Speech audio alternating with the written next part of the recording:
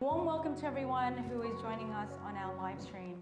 We're really happy that you can join us. I'd like to begin by acknowledging the traditional custodians of the land on which we gather, the Darug and Gundagar peoples, shape our journey of faith and community.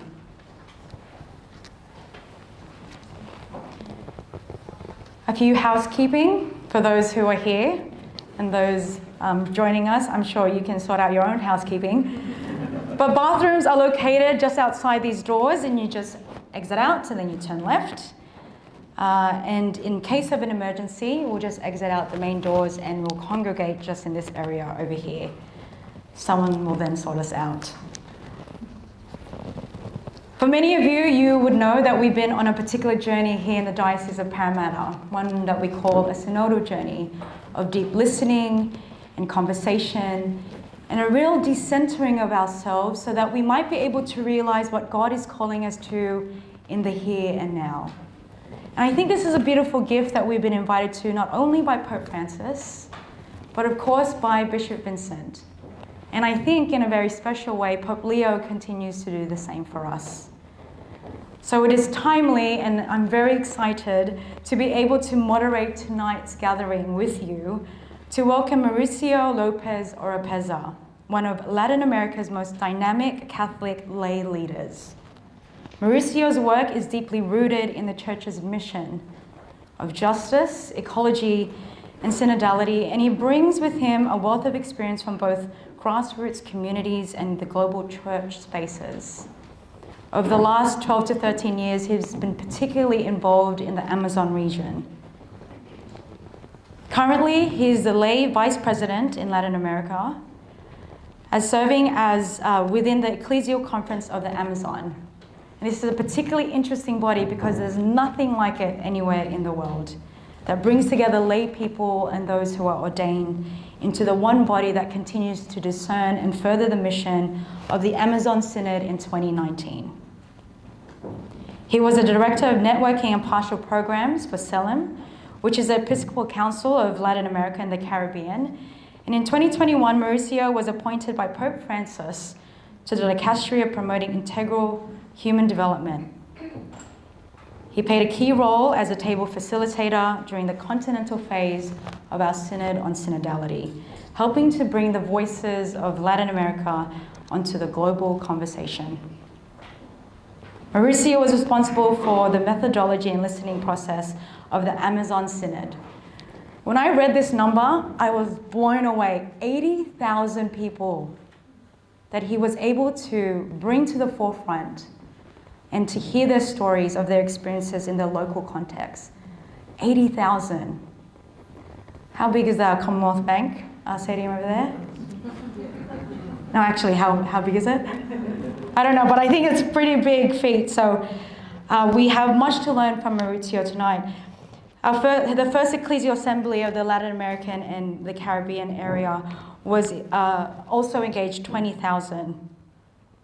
So shifting away from all the incredible things that he has been invited to lead, he is an Ignatian layperson. Brother Mark has called him and I Ignatian fanatics. He has been a member of the Christian Life community and has served as the world president from 2013 to 2018. He's cringing. He doesn't like me sharing all these things. And he's currently pursuing a doctorate in higher education with a concentration in Catholic University leadership at Boston College. Please make very, very welcome Mauricio Lopez Oropeza.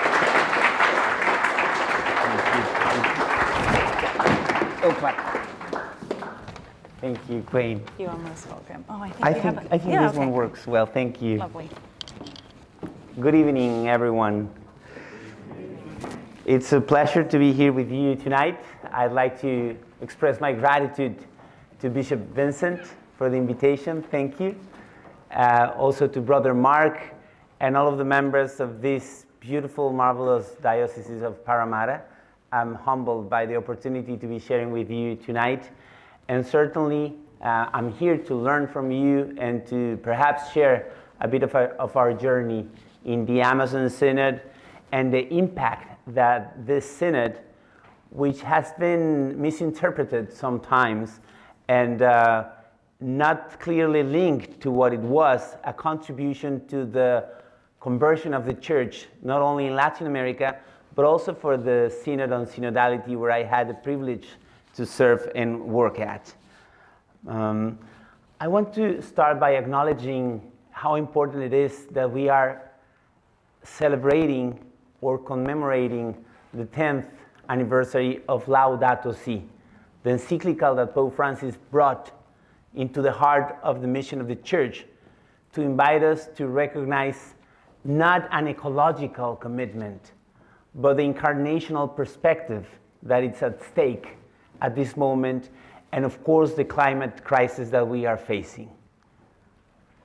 I feel and I think that today we cannot call ourselves Christians, followers of Christ, if we do not embrace that invitation and that appeal for a socio-environmental commitment. The project of God, and if we take from Teilhard de Chardin's perspective, the project of God is at stake. It's not only a greening of our attitudes, or it's not about ecological options. It's about the kingdom of God that needs to continue, and the incarnational perspective where Jesus is present today, that's calling us to recognize the call and the appeal for a serious response. So I'd like to start with this phrase from Teilhard de Chardin, The Phenomenon of Men. Each element of the cosmos is woven with all of the others. It is impossible to break this network. The university is held by its unity. Everything is connected. This is at the center of Laudato Si all throughout the reflection. So when we are here to talk about the Amazon, it's not only to imagine the reality of that beautiful yet very threatened territory. It's about the reality that we are facing here in Australia, in your different realities. What is your own Amazon in here? What are those places that are under threat and which put the future of our world in danger? And I was very touched by this recognition that I've seen happen in other places. We don't have that in Latin America, recognizing the lands of those who were here before we were. And that's so important. So it's not only to connect with the voices and the lives of the peoples there in South America, but also to acknowledge the reality here, closer to you.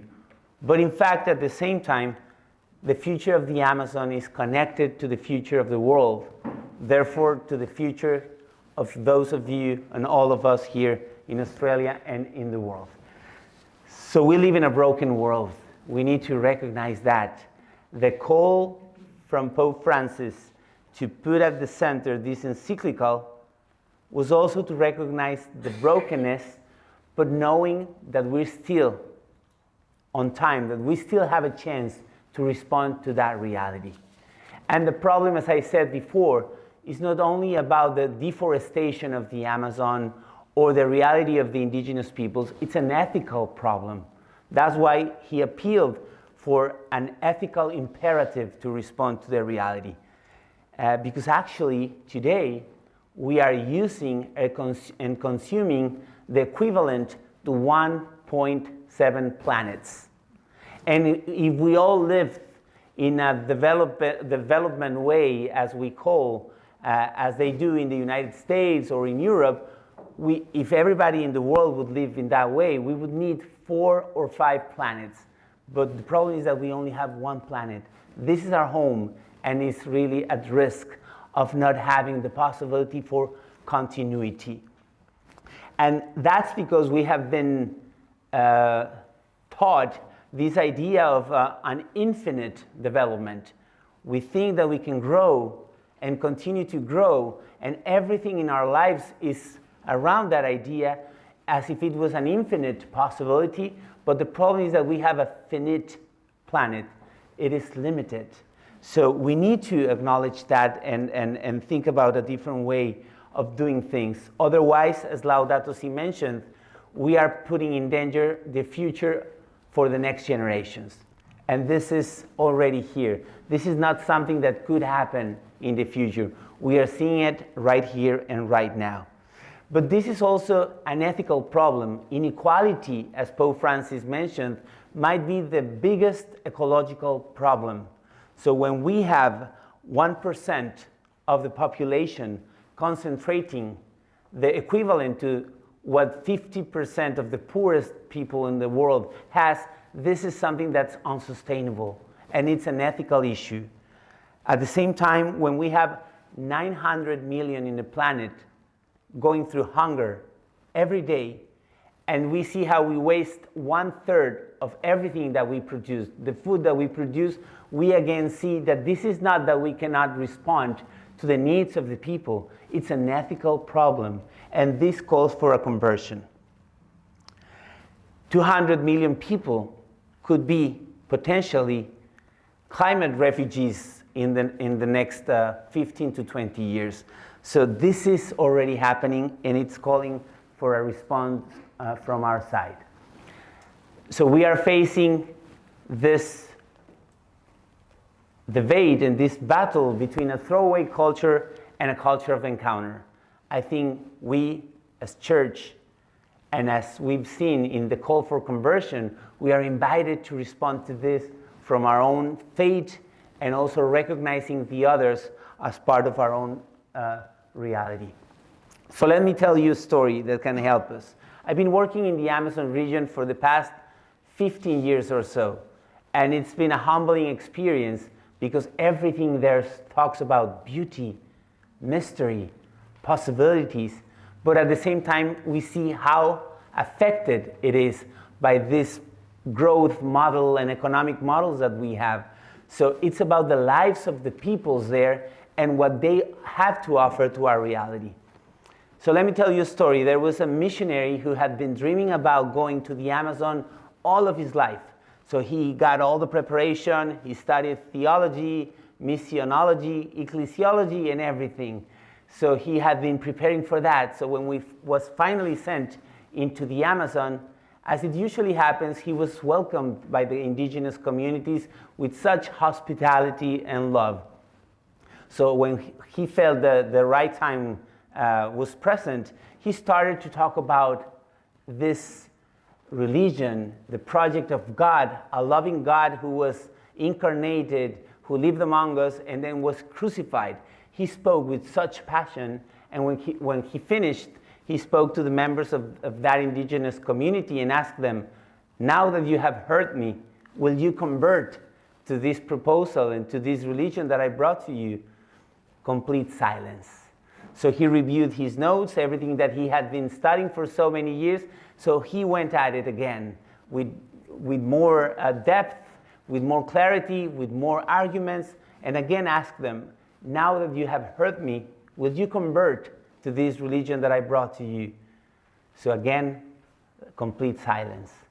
So the elder of the community very humbly and respectfully said to him, stay with us, live with us, walk with us, and if you practice everything that you just preached, we will listen to you again.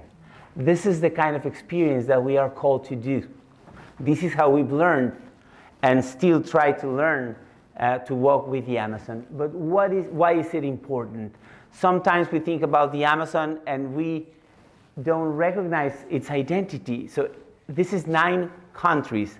Actually, portions of those 9 countries there, starting with French Guyana, which is an extraterritorial land of France, Suriname, Guyana, Venezuela, Colombia, Ecuador, where I live, Peru, Brazil, and Bolivia. Usually we think about the Amazon and we think about Brazil, and certainly it has 65% or so of the total territory of the Amazon. But Ecuador, which only has 1.5% of the Amazon territory, at the same time has half of its territory as part of the Amazon biome. So I always ask people to look at it from a different perspective. This is a living territory interconnected by its flora and fauna, which is certainly under threat. Some information about that: 410 different indigenous nationalities live there, with their languages, with their identities, with this heritage that has so much to offer to the world. Not only that, about 80 communities that we call involuntary isolation that have had no connection with Western societies. And I always wonder, are they entitled to exist? Would God recognize them as their children in this dynamic? Because sometimes our societies do not understand them. And they say they don't have ID cards, they don't have passports, so they don't exist. But they are there. And they've been part of that reality, protecting the jungle and the forest for the future generations. Now, what is the connection with us? 20% of the water that's not frozen, apt for human consumption, is in the Amazon region. So I always say 1 out of 5 glasses of water that we drink, everyone in the world, we owe it to the Amazon. But it's being destroyed, and the waters are being polluted. It stores close to 700 gigatons of carbon dioxide, which is right there. So when we burn the Amazon, when it is deforested, all of that is thrown out into the atmosphere, creating a bigger problem around us. 1/3 of the primary forest of the planet are there. It's not an empty space. About 50 million people live there, out of which 2.5 million are indigenous communities. Well, there are many other informations that I could share with you, but just so you know, we are connected. It is a living system, and the future of the world is connected to it because of this water production, the oxygen production, and all that it means to have this biodiversity for the planet. As I mentioned before, about 3 million people with lives, stories, with concrete faces, and 240 different languages are present in the Amazon. It is the most important basin in the planet, and you wouldn't imagine, when I've been there, how painful it is to be in communities in Manaus. I've been there many times, where you see the biggest river of the planet, and you see the poorest people of the world in conditions where the water where they live in is so contaminated that they cannot drink it, and they actually do. So they get sick, they eat from that reality, and in front of you, you have this immense river, and people right there, like 500, 100 meters away from that river, cannot have access to proper water or safe water. So if you see this here, and you see the line of the equator right there, you would see the Atacama Desert in Chile on this side, the Kalahari Desert, and Australia, where we are right now. All of those are deserts. But what happens in the Amazon region and the southern part of that? Why southern Brazil isn't a desert? That's because this Amazon system produces this living dynamic which allows for life to continue to flourish. Deforestation breaks this water pump. The Amazonic water pump is not something that's going to continue to function automatically. It needs to have a balance for it to continue to provide life. So if the deforestation continues, the forest dies and it becomes a savanna. So we are seeing that already. So with the forest, the water pump works perfectly, but with the deforestation, we see how it loses its strength and it comes to the point to becoming a savanna. So we're getting to that point, and this is a point of no return. When we reach 25% of deforestation of the Amazon region, it won't be able to stop it. At this point, the scientists say that we've reached about 18% of the process, and we need to find a way to stop that, because the whole system around it and the implications for the planet will be really, really difficult. But what happens in the Amazon? It's not only an empty space, but it's also the second geopolitical region of the planet. There is a lot of interest there because of the biodiversity, the fresh water, the genetic principles, the strategic minerals that are being disputed by great powers, and of course, neglecting indigenous peoples and their rights. This is just an image. All of the pink points that you see there, this is the deforestation in the Amazon. The orange or red colors, those are indigenous lands. And the green patches that you see there, those are natural reserves. So you can see all of the pressure. Many indigenous peoples are being killed, murdered, pushed out of their lands. And we see that when they stay, they protect the land for the future generations. So when they are kicked out or when they are pushed away, the deforestation increases immediately and the impacts are very negative. So what is the position of the church in front of this? This is a beautiful image of the Amazon Synod with Pope Francis right in the middle, walking with all of the people of the Amazon there. A lot of people were a bit uncomfortable with that presence, and I am sorry to see how there were some narratives with certainly bad intentions which made the focus of the Amazon Synod about that image of that statue of the Pachamama or this narrative of the married priests, when in fact it's always been about the future of the church in this territory, about the possibilities for this territory to continue to offer life in abundance for the future.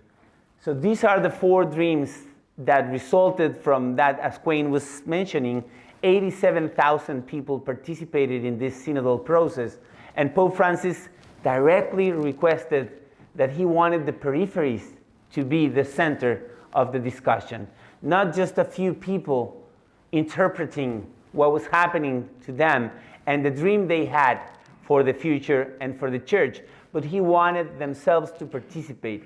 That's why we did this effort, not because we wanted to fulfill the requirements of what a synodal process should look like, but because without them, there would be no meaning of this experience in the Amazon Synod. So Pope Francis drafted a final document, Querida Amazonia, and he said, I dream of an Amazon region that fights for the rights of the people, the poor, the original peoples, and the least of our brothers and sisters, where their voices can be heard and their dignity advanced. I dream of an Amazon region that can preserve its distinctive cultural riches, where the beauty of our humanity shines forth in so many varied ways. I dream of an Amazon region that can jealously preserve its overwhelming natural beauty and the superabundant life teeming in its rivers and forests. I dream of Christian communities capable of generous commitment, incarnated in the Amazon region, and giving the church new faces with Amazonian features. This phrase by Teilhard de Chardin, I think, can also help us to understand the mystery of God present, not only in that Amazon in South America, in your own Amazon here, in the realities of the peoples who are impacted by climate change, and those areas of our world that are being affected and impacted, and where the future of humanity and humankind is at risk.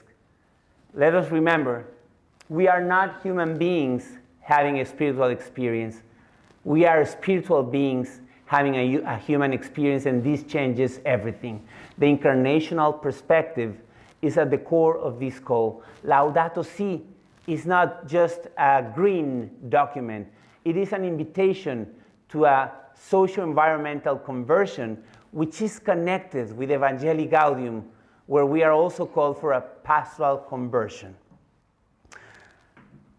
I'd like to finish by saying we have felt that this synodal process, including the synod on synodality that you've been very actively part of, is a moment of possibilities.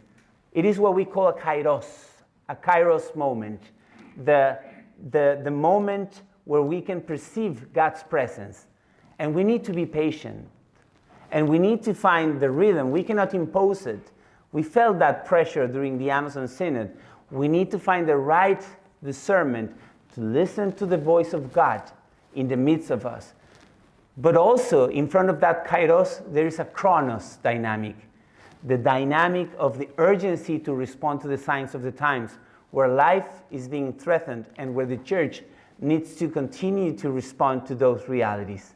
Let us hope that we can continue to walk together for the synodal perspective to be at the center as a means, but let us not forget that the end is always the kingdom of God and our desire to follow Jesus more closely. Thank you very much.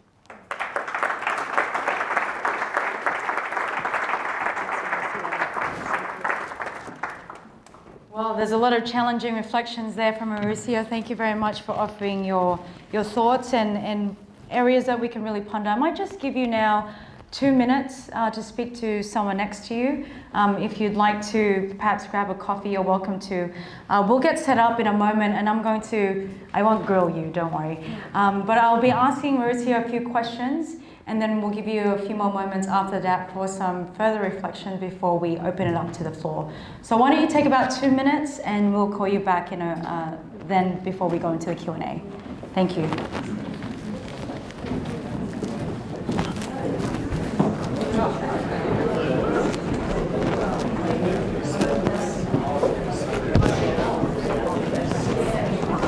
Set me up, mate. I think I need to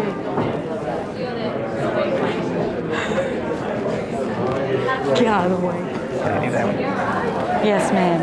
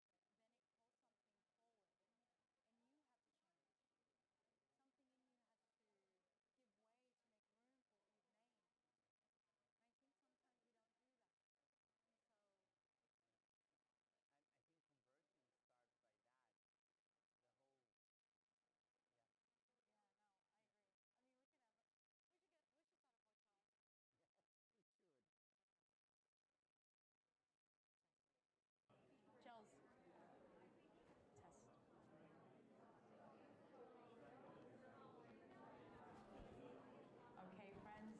Can I call you back into the space now?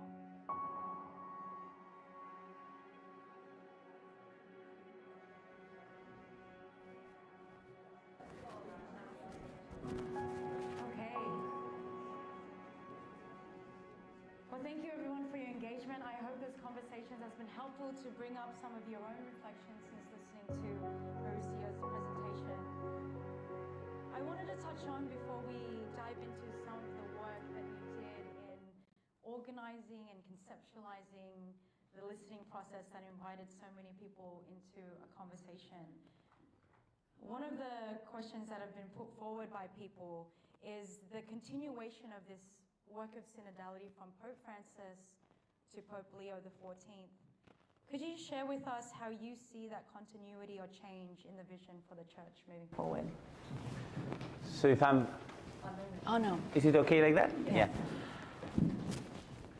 So when we finished the Amazon Synod, Pope Francis was very clear, and I had the privilege to sit with him in a small table with Cardinal Humes, a Franciscan, who was the one who told, before he became Pope Francis, Cardinal Humes is the one that told him, do not forget about the poor.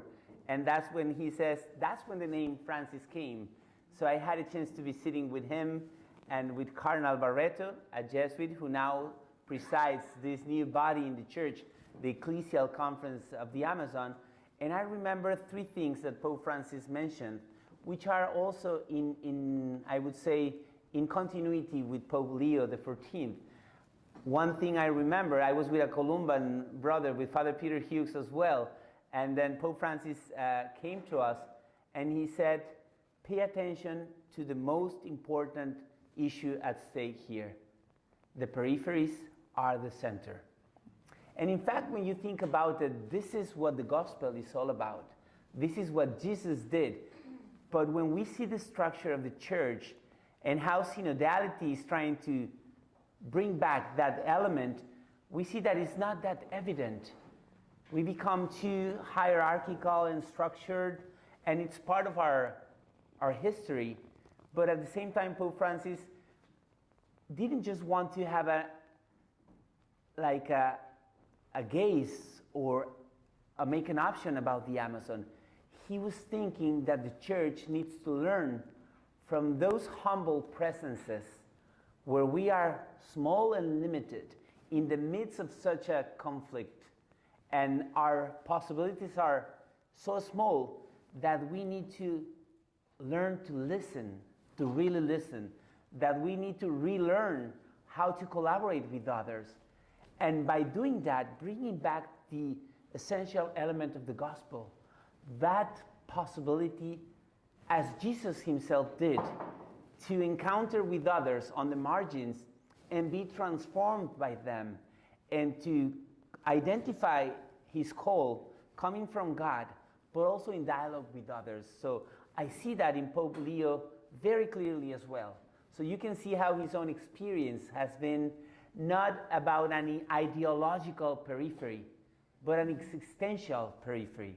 He's been walking with the people on the margins, in Peru especially, and he's had a chance to learn with those people, and he has mentioned my own missionary experience and how I learned to be a pastor did not come from being a great scholar in theology, but by walking together with others.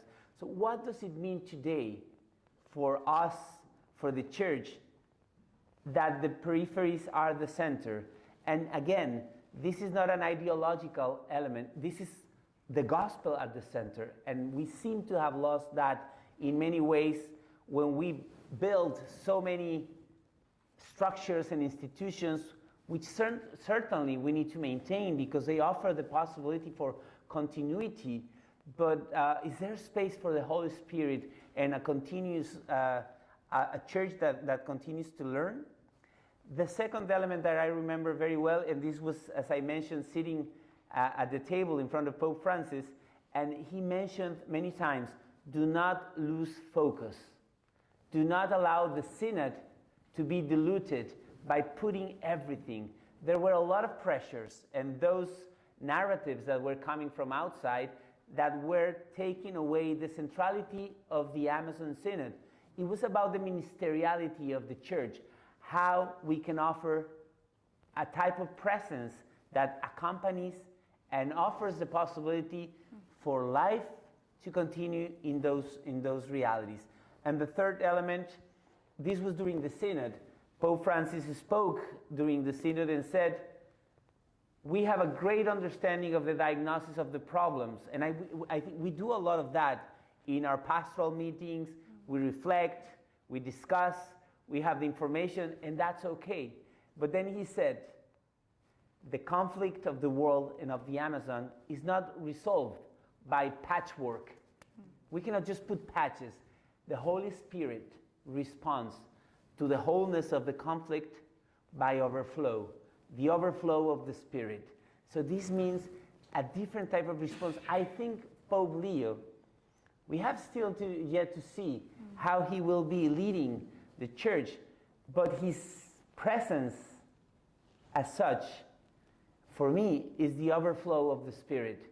You could hear about the names that were presented, and in one ideological line or the other, none of those names was Pope Leo. Just Brother Mark had an idea that it could be him. But I said, this is a confirmation that the church is not managed or handled or led by these ideological perspectives. The Holy Spirit is at work and it is present. So I think if we acknowledge that Pope Leo is a gift of the Holy Spirit and is the precise Pope that we need for this time, we can see the continuity, not expecting for him to do exactly what Pope Francis did, but to bring forward those gifts from the Spirit and to also acknowledge them and find a way to continue them in the context that we have today, which is not the same as it was 10 or 12 years ago. So I think we should pray for him a lot, but more importantly, to continue to walk together as church, to help him to be able to be that voice in the world and that pastor which we know he can certainly be. I really like your take on this world that we live in that's quite divided, and I'm sure all of you have your many different feeds that kind of tells us there is this fragmentation that exists not only in our church, but I think right across the world. My favorite thing about Pope Leo is that he does speak to this interconnectedness with his motto, which is, "In the one, we are one." And I think there's something quite beautiful in that call to communion that our own synod has really witnessed, or at least created a bit of a bedrock for us to move forward in. My next question is around an application of that synodality at a global level, at a continental level. And as we continue in this process locally, how can dioceses like us in Parramatta learn from the Amazonian Church's work in its approach to synodality, but in particular community discernment? Well, thank you for that question. And we never expected for a synod on the Amazon to take place. We always wondered, because it was not a regional synod. You can have regional synods, ordinary synods like the Synod on Synodality, or special synods. So Pope Francis wanted the Amazon Synod to be a universal synod. He didn't make it a regional synod. There was something to be learned from that reality. There was something there. And I think, to your question, Quayne, it was mostly about reaching out to the peripheries and listening to them. And the only way to do it, in our case, in such a complex territory, sometimes there are places, and this is when the idea of married priests does not become ideological, but rather the ministerial church. And there are places where priests might visit communities that are entitled to have access to the sacraments, and it might take 1 year, 3 years, or 5 years where they cannot reach. So this listening process that we conducted allowed us to reach out. So beyond the number, which I think is an important number, but we never pay too much attention to the 87,000. It sounds impressive when there was no such type of listening. But what's more important is the decision to reach out to them. Who are those who have been left out in the margins? Yes, we need to continue with those who are part of our daily life of the church, but who are those who have been left out? The beauty of that experience is we had a chance to go out there and listen to communities that have not had any recent contact with the church, and they felt part of the church. We had a chance to listen to many who were very, very critical of the church as indigenous communities or peasant communities that said, we have lost our identity sometimes with the participation of the Catholic Church. Is that what the gospel is all about? So the possibility to reach out, and not only that, taking the time, not just fulfilling a requirement, because back then we didn't have a precedence of a synodal journey. It was really about taking time and listening. I keep in my memory those moments talking to people deeply hurt, being able to express their pain, and how little by little and progressively there was some healing process and a healing experience. And for some people who have been serving the church for decades, and I felt that we cried when we heard that, saying, those persons that have been serving the church for decades, saying, this is the very first time in my life that I've been asked, what is my dream for the future church? What do I hope for the church? It was always a vertical perspective, and I had never been heard and invited to also express my feelings. And finally, the communal discernment part. I think we talk about discernment a lot, but I wonder if we really and truly experience that. I'm from an Ignatian family, CLC, and we mention that all the time, but actual practice of communal discernment, I don't see that happening a lot.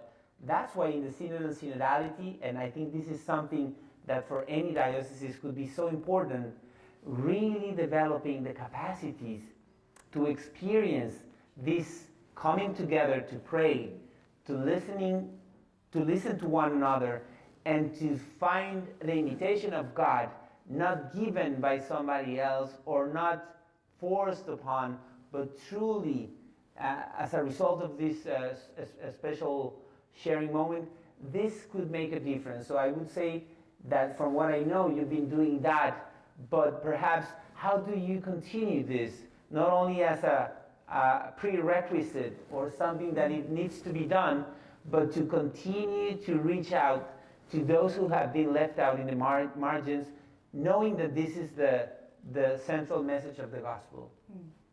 It's a real challenge that you pose, and I think it's definitely one that we experience even after our diocesan synod. How do we move from being pragmatic and practical, perhaps focus on measurements of success, a project, to realizing this communion and this way of being church that isn't about ticking a box, but rather about how we deepen our sense of the Spirit in our daily lives. I think it's an incredible dream, I think, for us to hope for. And especially in this Jubilee year of hope, it's one that I think continues to pull us into the adventure that God is calling us to. So I receive your challenge that you've just shared with us. I might ask you a little bit more about your experience in thinking about reaching the peripheries. You know, when we engage in the listening in our own diocese, not only do we hear stories of suffering, that invited us to sit with people quite intentionally in a way perhaps that we haven't before.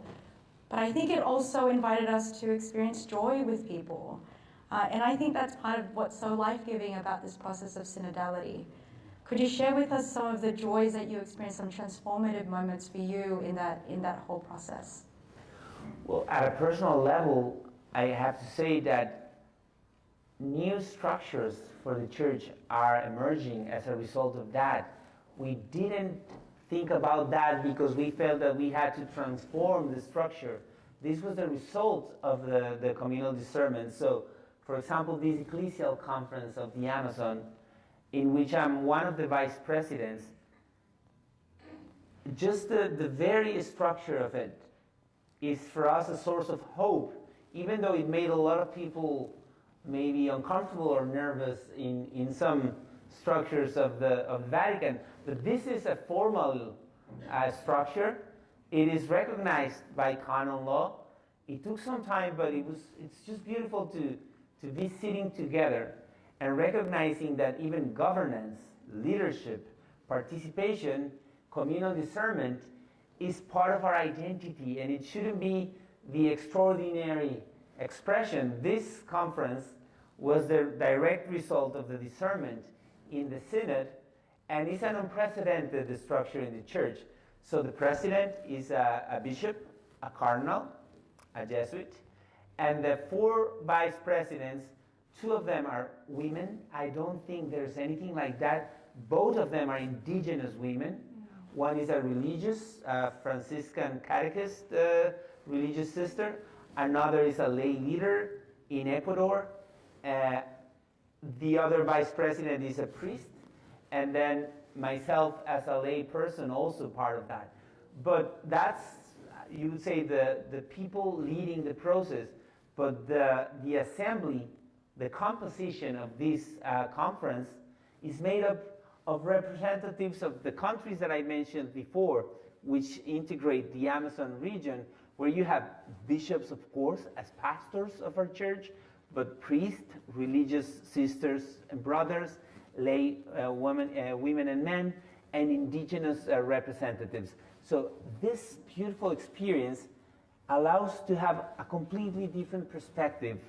And it's not a threatening presence to the existing structures. Sometimes people say, but how do that coexist with the Episcopal conferences? So it completes in the places where many of our structures cannot reach. This is the possibility for those on the margins to participate. There is a different type of reflection in there which contributes, and many of the pastors, the bishops in places like the Amazon, they say, I can be a better pastor thanks to these new structures that allow me to feel a different type of accompaniment and also to take part in the dynamic of the people of God. And perhaps that's the other point that I wanted to make. We spoke so much about the people of God during the Synod on Synodality, but in fact in many places there was some feeling of not having had the chance to participate. And I think what's going to bring us forward in this moment of the church is to learn to be people of God, and it should not be a threatening experience.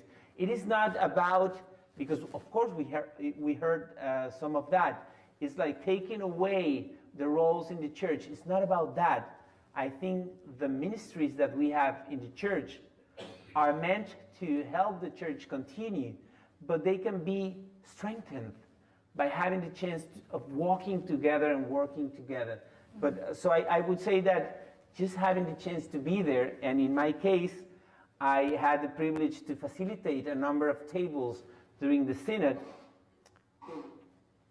I promise you, there were some opposing perspectives and positions that would be like impossible to reconcile. And thanks to this communal discernment experience and the practice of the spiritual conversation, rather than a mechanical experience, you could see how new perspectives emerged. And people who expressed it like that, I would have never been able to sit at the table with this person if I was asked to, unless under this atmosphere and circumstances. And you could see how this idea of communion slowly became a possibility and not just an idea, by reconciling those positions, and not by imposition or by fighting with one another. And at the end of the day, if you ask me, they changed their initial perspective. Yes, in many ways, but they didn't move away from their pastoral experience, but they could understand where the other was coming from and respect that. And at the end of the day say, this is what Catholicity is all about. What does it mean, the universal church, in the midst of this synodal times, hoping that we don't make it just a mechanical experience, but an actual possibility for encounter. Mm-hmm. Wonderful. Well, I have one more question before we go to our friends over here. I want to touch on your hope for our journey of synodality moving forward, especially in the face of the divisions and the ways in which we continue to be challenged by that in our local context, but also obviously globally. What is one hope you have for our church moving forward? So I imagine you noticed that Pope Francis laid out the ground for the coming years. He was very invested in this. I've had the privilege to work with Cardinal Grech for the past years in different roles, and now I'm a member of the Implementation Commission that prepared that document that's offering some guidelines. And some people were saying, well, that's not too much that we have there to work with. But I think it's quite the opposite. It is about the local churches to bring that final document of the synod and creatively and in a contextualized way find the manners and the pathways to push it forward. And of course, it was beautiful to see how Pope Francis, he tried in the Amazon Synod but there were some like canonical issues. And when he said, I cannot take the final document of the Amazon Synod and make it the exhortation, he wrote Querida Amazonia afterwards. But it was mostly because of some canonical issues. But he said, I acknowledge that document, which is the fruit of the discernment of the people of God, and I ask you to implement it. In the Synod and Synodality, there was an unprecedented decision of saying, there won't be an exhortation. This is your voice, this is the voice of the Holy Spirit, and this is a result of our common journey. This will be the document for the future. So I think we need to, we shouldn't take that for granted. And the question is, how do we make that happen here at a local level? Is it possible to create, and I've been reading your pastoral plan, and I see how this is also enlightened by that experience. But the other element was, can we start moving in the direction of acknowledging what it means to develop ecclesial assemblies as the bodies that help the church at a local level and also at a universal level to establish and lay the horizons for our church. So we are supposed to have the ecclesial assembly in 2028. And for us in Latin America, it was also a gift. When the bishops from Latin America came to see Pope Francis in 2019, before the COVID pandemic, they said, Holy Father, it's time for us to have our next Council of the Bishops of Latin America. And he said, I don't want you to have a Council of Bishops. Why don't you think about an ecclesial assembly? So I feel my hope is in there. Bishops, lay movements, priests should continue to have their spaces where their role in the church and their ministries can grow. But I feel honestly that these ecclesial assemblies will become the crucial moment in which we can experience what it is to be a people of God on the journey, and where we can communally discern and hopefully to allow space for those on the peripheries to feel at home. I think that's one of the biggest challenges that we've had. If I think of the Amazon experience, the ecclesial assembly in Latin America, and the synod and synodality in its different stages, we spoke a lot about the people on the peripheries, but their actual participation was very, very limited. And I think it was probably because this is a learning experience. How do we bring that forward and continue to grow? Because this is not about, as Wayne was saying, just ticking the boxes. Can we truly be a more synodal church, alike or similar to what Jesus did, but also in our concrete context and our reality in our times? I'm very hopeful about it because we've seen it happening, and even with the criticism and the people not understanding, what you could see is the actual Catholicity of the church at work. And I think Australia has such beautiful experience in its own identity to understand what that is, that there is a space for, as Pope Francis said, todos, todos, todos. Great way to end our little chat here. Well, friends, I hope that's given you some insight into the heart and mind of Mauricio here. I'm going to give you another 10 minutes to talk to the person next to you. And how we're going to do this is we'll do questions from the floor. I ask for a number of things when we do bring the mic over to you, that you just state your name. Please keep your question very short. I want to try and squeeze as many in. And please, no statements. You can approach us later on and we will be happy to hear from you. But in this setting, we'd like to just hear from your question. So I'll give you 2 minutes to think about what question you might like to ask, and we'll bring it back together in a moment. Thank you.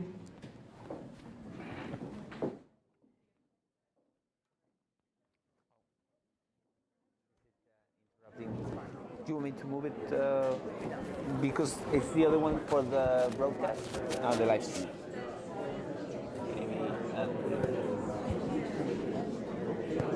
You're getting it right? There you go.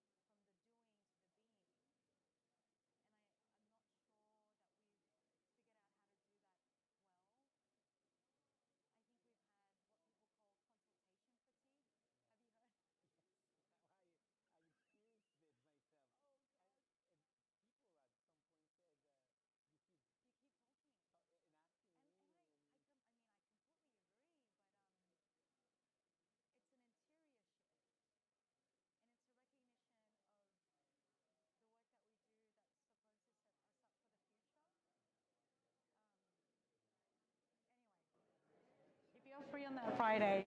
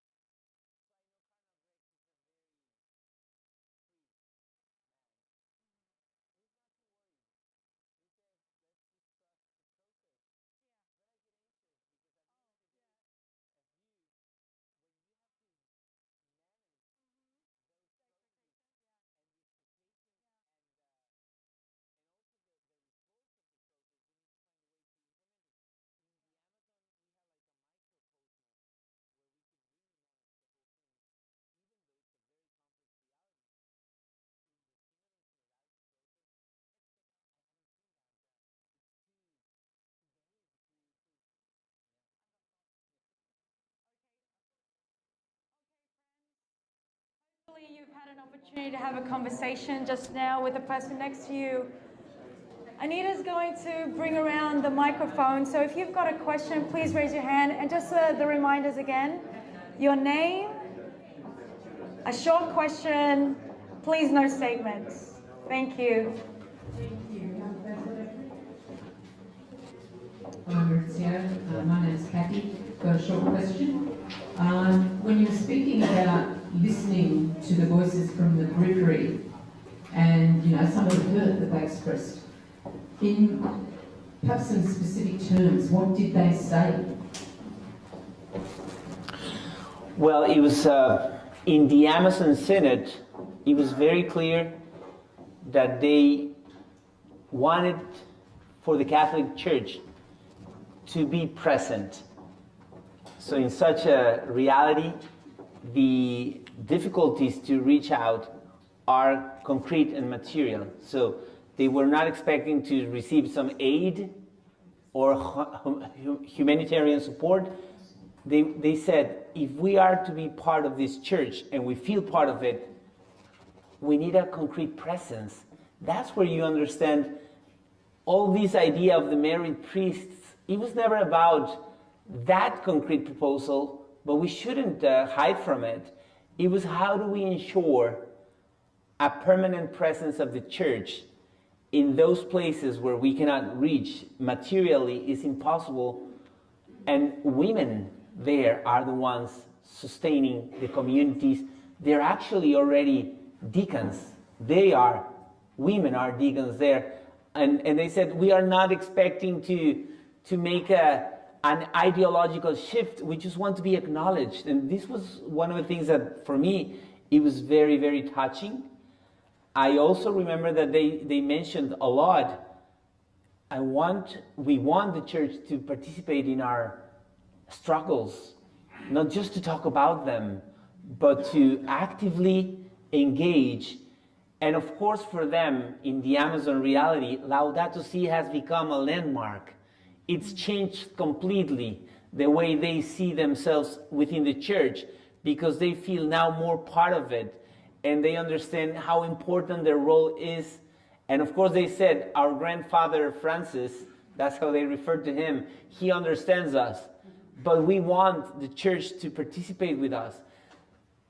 If I translate that into the Latin American experience, a lot of what we heard is that we don't want you to come here just once every 5 years when you have to fulfill a requirement, but the same type of process. And the question was, why cannot we be permanent participants in the process? Why are we, the peripheries, only listened to, which is a good thing, they really appreciated it, but why are we not welcomed in the leadership bodies, in the governing bodies of our church? How can we participate in that? So for us, that really, of course, raised a lot of questions.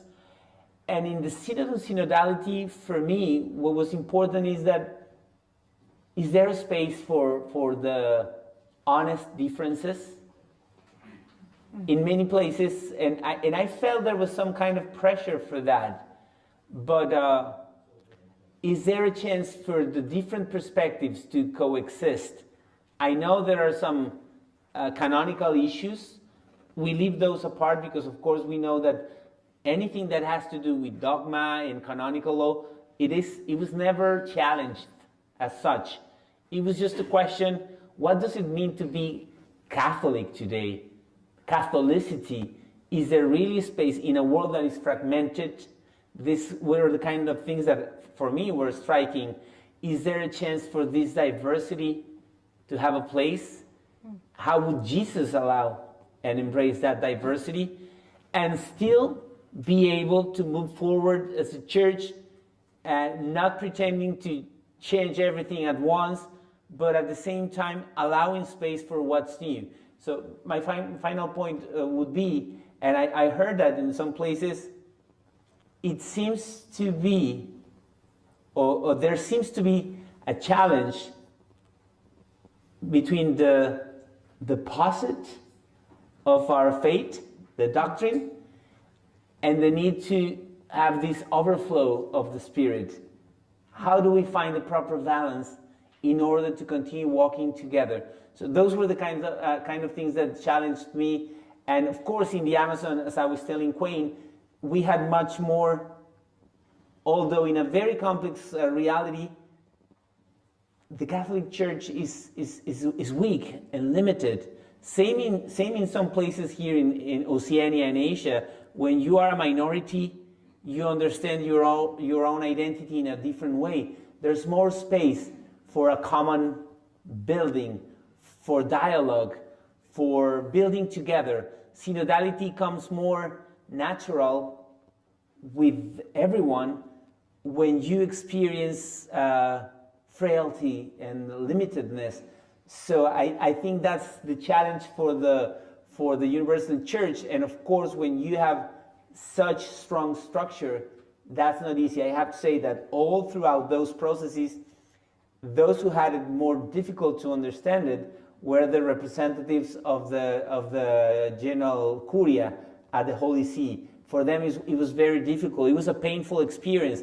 I saw a lot of generosity in some cases, but in many others, this closing down and saying we need to defend the doctrine of the church.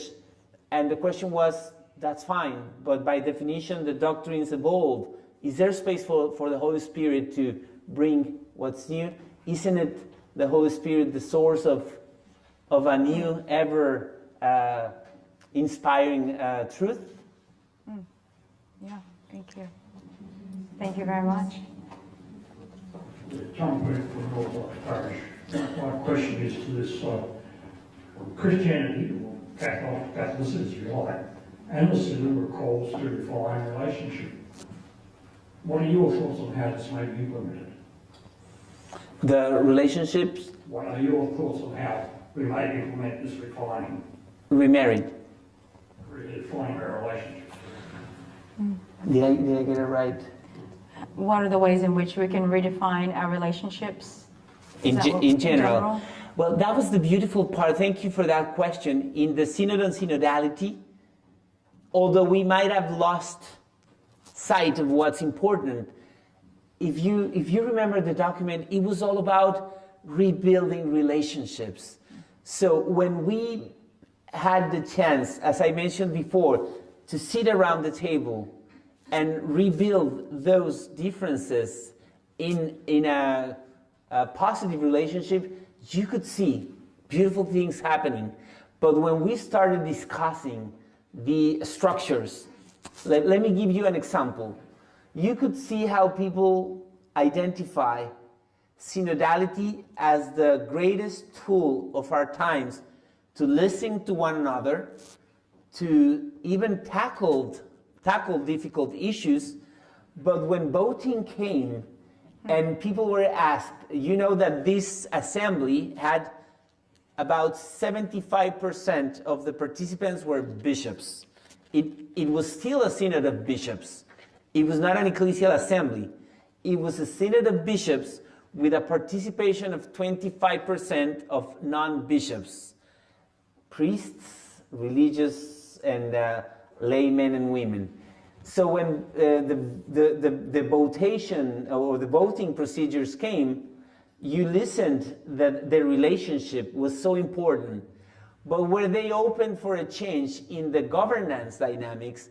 So when they were asked, I did not vote because I was just a facilitator, but when the question came, should we change the formal structures of governance and this synod to make it an ecclesial experience and not just bishops, the votes went down immediately. They still passed, but they went down. So there was some kind of something didn't add up there. Same thing with the role of women in the church. You could hear how clearly and how openly the discussion was taking place. And I'm not talking about ministries, but just the participation of women. But again, relationships. That was very powerful and positive. But then when the voting procedures came, you could see how the votes went down immediately. So what I think is that in theory and in practice, we are eager to deepen on relationships and rebuild relationships. But when it clashes or confronts or somehow calls for a change in the structures that have been there, we struggle. And you could see it happening. So I guess I'd like to think that this is how the process of conversion takes place. As I said, the kairos time requires time. It has a different rhythm. But I'm worried that some people in some structures trying to protect and defend probably a position, they might also be trying to stop that from happening. So I think it's part of the evolving process of the Synod. We need to continue in a constructive way. In the Amazon Synod, when things became clashing positions, you could see that the Holy Spirit was not there. For example, I'll finish with this. Again, relationships. It was very clear about the role of women. In most places in the Amazon, if it wasn't because of the women, religious and lay, there would be no church anymore. Catholic Church would be completely lost. This is just a fact. But in the Synod, during the sessions, when there was some discussion about the ministry of women, that moved from a spiritual experience into a parliament, and you could hear people like shouting at each other. And Pope Francis said, I have no problem with a courageous stand on issues. I hope for people to speak openly. I don't have a pre-established position about things, but when I see a clash, when relationships are broken, don't expect me to be the one saying, I'll take one side or the other. So when ideology or the weight of structure gets in the way, then the relationships, I think, they continue to break. That's solid. Patrick McInerney, Calvin. Thank you for sharing about the Amazon, the fragility and the richness and the potential that is there. And you asked us to think about the other Amazons of our world where people are fragile and threatened. In my mind, one such Amazon where people are threatened, where they're excluded from food, from safety, from life, is Gaza. The people of Gaza suffering horrendously. And we are impotent. We cannot change that situation. We are exhausted emotionally from seeing the daily news reports on it. And in that context, the talk of synodality and journeying with people sounds very utopian. Yeah. Would you like to comment? Thank you. Well, thank you for bringing that up. I was reading this morning, I don't know if you read the news, Pizzaballa was there, Cardinal Pizzaballa, and the impotence, what he mentioned, that using hunger as a tool to provoke more suffering is way beyond what we can take, and even not only as Christian but as human beings. So yeah, I agree with you completely, but also my formation has been connected to the Ignatian spirituality. If there is no subject, a willing disposition to be transformed and for conversion, one cannot expect for that change to happen. So what am I saying? Metanoia is the fundamental source of any change, synodal in the church and in this so painful crucified people in Gaza. But I think that's the gift and the curse that we have received, the freedom to choose. And if you choose not to recognize the other as a person or as human, not much will change. And I've heard Antonio Guterres on climate issues, and now in the reality not only of Gaza but in other realities, and sometimes our hopes in those structures that we built that we might think that are created to respond and help in these times, but if there's no truthful attitude of conversion, nothing will happen. So I share your pain, and I post about it all the time. When I was coming through the United States, I was thinking, will they let me go through? Will I be able to get to Australia? But I don't care. This is a matter of, this is the ethical imperative as it is in other places. But synodality will never function if there is no truth, like a truthful will for change. And I saw that in, of course, very much a very different context, but we've seen it in many places when people just attend and participate because they have to, nothing will change. And I think that's, again, as I said, my hope is that we will be more touched by the pain of those others and use synodality as a practical tool for change. We've seen it happening. We're doing it also in political contexts, not pretending to bring them into our ground, but this was one of the invitations from the synodal process.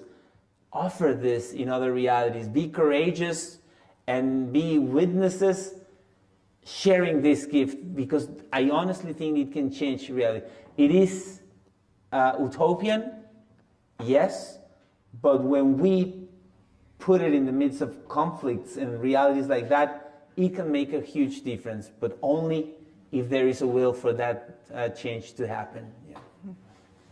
Thank you. Thank you. This might be our last one, so we'll wrap it up after this. Thank you very much. My name is Leonard Pinto. I have three brief questions. Number one is about the issue is about liberation theology, because it originated from there. And the first one is what is the status of liberation theology in that region now? Because we have two popes having different views. That's number one. And number two is does liberation theology lead you to, you mentioned metanoia, or change of heart, change into righteousness, into a spirituality, or does it stop just like a greenie being demonstrating for a cause, or a jihadist sacrificing his life? So both of them bring about a spirit change, but it's not that metanoia. That's the second. And the last one is about Chardin. Chardin's, that one I like Chardin very much, but say, I think we are not first spiritual beings, we are more human beings. Otherwise, what would happen is the churches and monasteries will be filled with people, and you will not see people in shops, and there will be old cars on the streets, and for musical festival there will be people, but it's not happening that way. So can you explain? Thank you. So I remember when Gustavo Gutierrez, considered the father of the liberation theology, they asked him what he thought about the status of liberation theology today. And he said, we are transitioning. So this is the father of the liberation theology, saying, we are transitioning from the liberation theology, which served a purpose and continues to do so, to a spirituality of liberation. And they asked him what he meant. And he said, it needs to be embedded in this conversion perspective. And it has to be part of our daily life and how we go about everything. It cannot be only an intellectual endeavor. And they asked him, and what do you think? What kind of spirituality could help you more to continue that? And he said, the Ignatian spirituality in terms of the discernment. When we bring about discernment into our daily life and we keep the focus on the incarnational perspective, then we won't miss the point in terms of that liberation perspective. So this was Gustavo Gutierrez's perspective, which I liked very much. I had a chance to take some lessons with Father Patrick's brother, Peter Hughes. We visited him many times. Peter Hughes was actually taking care of Gustavo during the last years of his life. So I feel that we need to go through that transition. But connected to the other point, so metanoia on its own, I don't think it's enough. I mean, this is, for me, it's three elements are needed. First of all, also connected to the previous question, if there is no will to be transformed, there cannot be any change. So metanoia is really the starting point. But the second point would be alterity. Unless we recognize the other as a source of our own life, identity, and possibility to exist, we'll be lost. And I love the way Pope Francis has brought that perspective of alterity, also recognizing our sister Mother Earth as the other. I don't know if you've seen that film of Wim Wenders, A Man of His Word. If you haven't, it's beautiful, not only because of the aesthetic approach, but he said, when I think about the poorest among the poorest, I think about our sister Mother Earth. And of course, the preferential option for the poor. For us in Latin America, there is no liberation if there is no option for the poor, especially when we see the numbers that I mentioned before. And for me, this connects to the third element. I was 2 weeks ago in the Amazon communities. This element of being spiritual beings, having a human experience, is more connected to how they understand themselves. Their origin comes from before, and their lives will also shape up the future. So that's how I understand also we are not human beings having a spiritual experience. We transcend, and we also owe our own identity and life to those who came before. So that can be in our own families. We acknowledge those who came before us, or in our identity as Catholic Church. So yes, I think we should really make a point about how our materialistic dynamic has lost sight of that. But I think and that's why we can learn a lot from those other traditions without feeling threatened by it.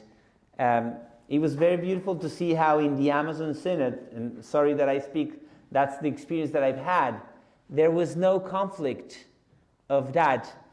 And Pope Francis really raised up very high. He was very mad. I remember Pope Francis when we began the Amazon Synod. And I wondered what had happened. And I said, what a way to begin the Synod. What happened? You could see him clearly mad. And he said, I am mad and I feel sad.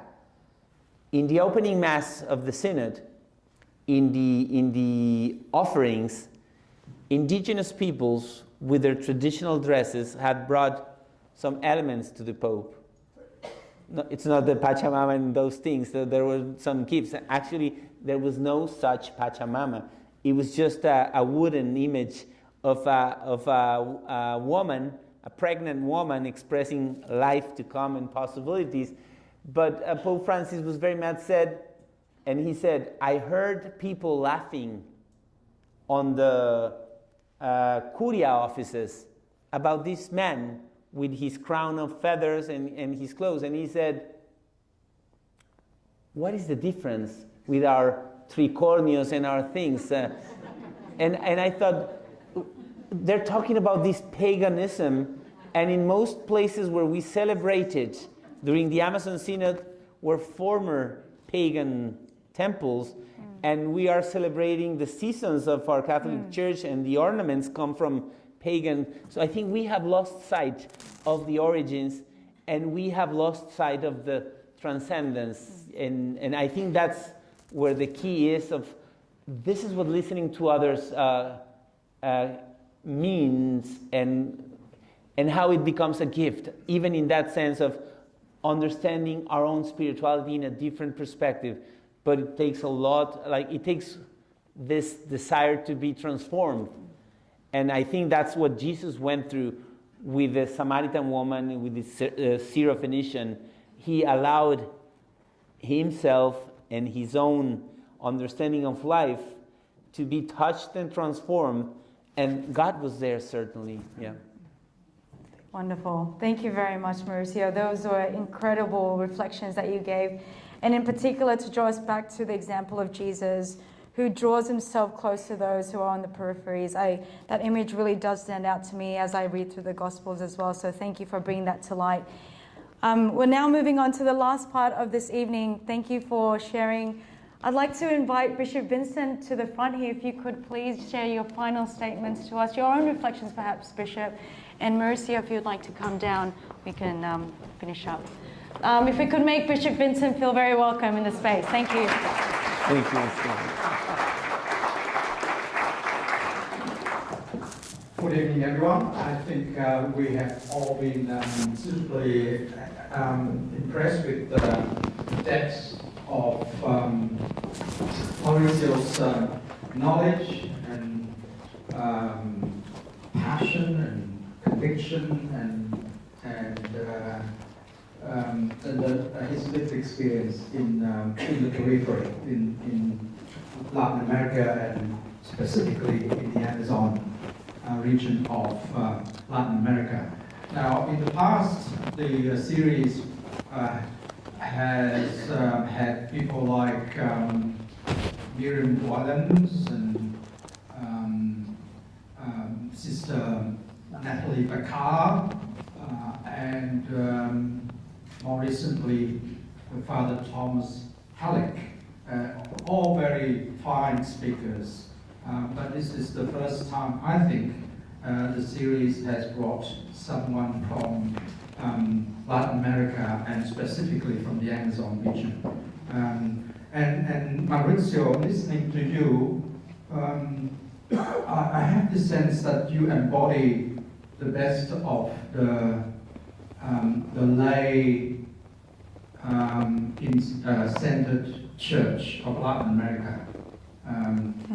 Because really what the Latin America church has given to the universal church, including Australia, is this sense of the church of the poor, the church that accompanies the people, and you are the embodiment of the Latin Latin American church for us. And I think listening to you, I have a sense why the Pope did what he did, Pope Francis. So you've given us an insight into the pontificate of Pope Francis and the direction that he took, and even some of the decisions that he made. For instance, the Ecclesial Assembly of Latin America that took place in, I think, 2022? 2021, yeah. 21. And the way the membership of that Ecclesial Assembly was structured was quite interesting. It's quite unlike other ecclesial assemblies or synods. You know, we at the Plenary Synod in Australia, or Plenary Council rather, we had lay people and the bishops, but when it came to the votes, only the bishops had the limited votes, whereas the lay people only enjoyed a consultative vote. At the Ecclesial Assembly of Latin America, if I'm not mistaken, you've got 20% bishops, you've got 20% clergy, you've got 20% consecrated men and women, you've got 20% lay people. And that is quite groundbreaking.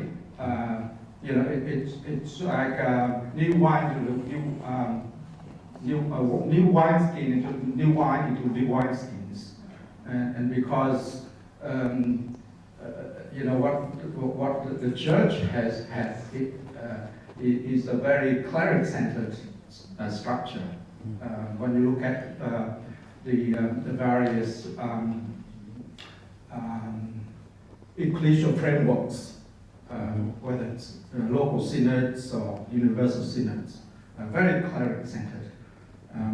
And I think on account of the Ecclesial Assembly of Latin America that Pope Francis made a daring, groundbreaking decision of including lay people, non-bishop members, to have voting rights.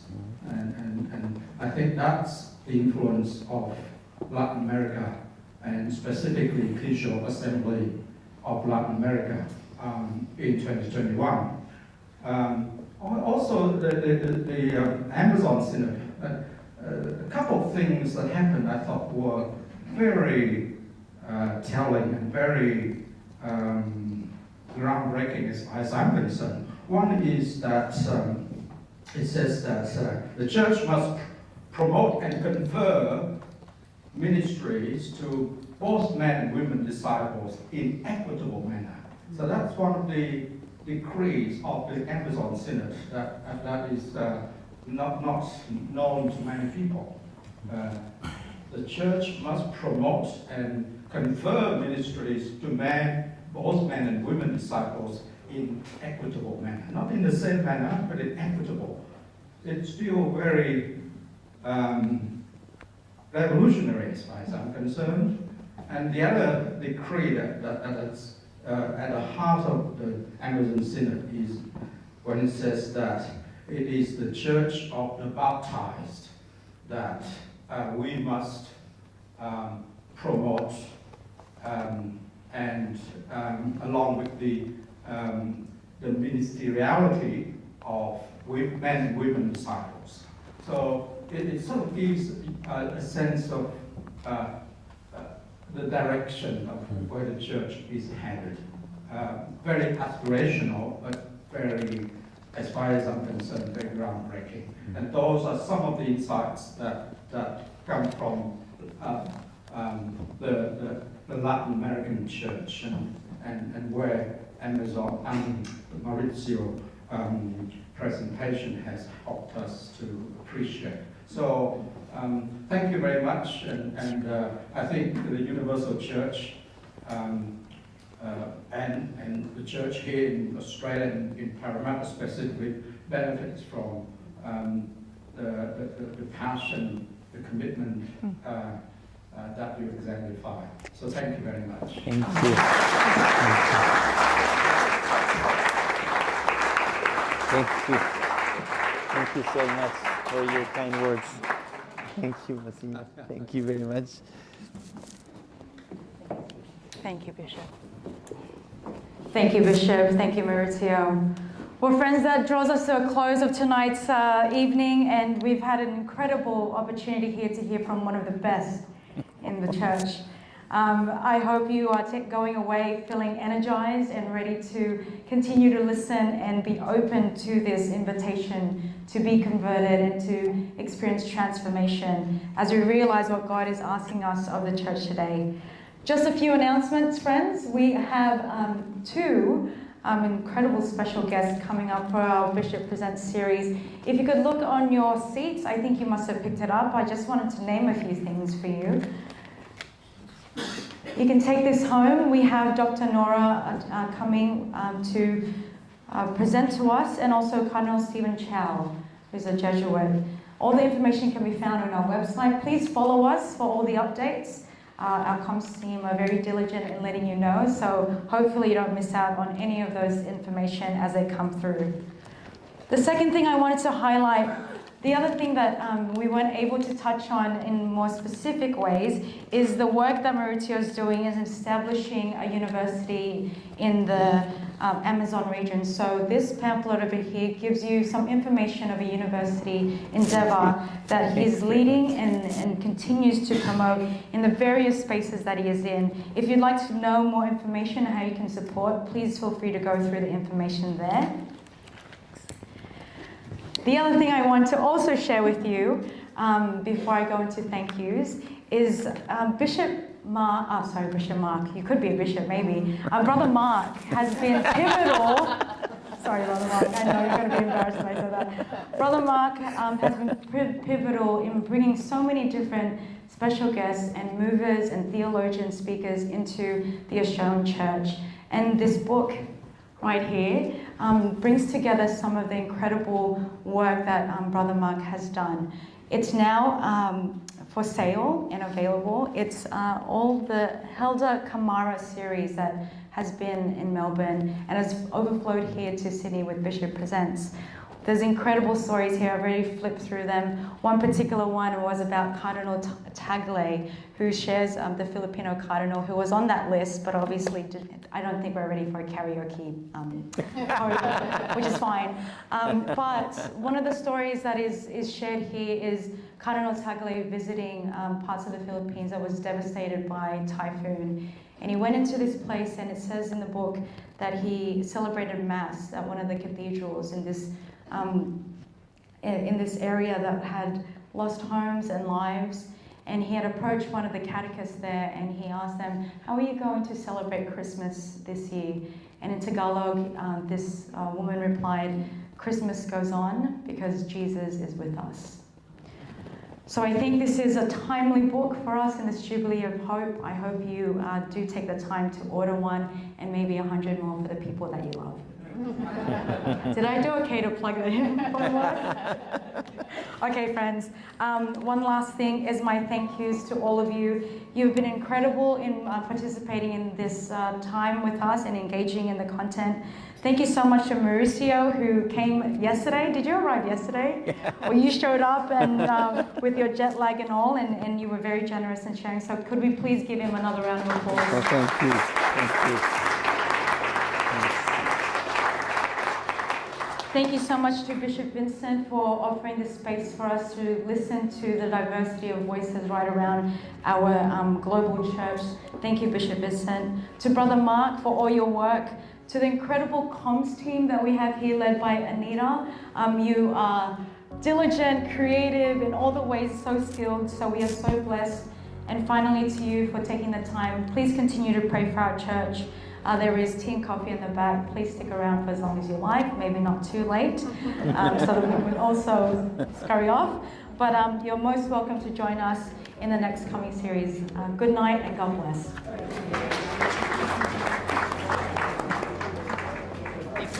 might just ask you to give a